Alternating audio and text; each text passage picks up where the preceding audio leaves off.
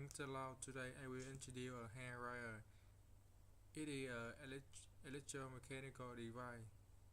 We can use it to dry our hair. It can wet heat or cool air. There are three modes for your demand: low, medium, and high.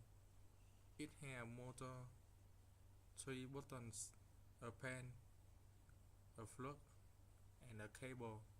If you want to have a new style hair, you can try it.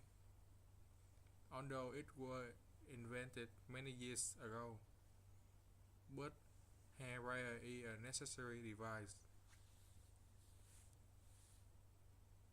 Thanks for your listening.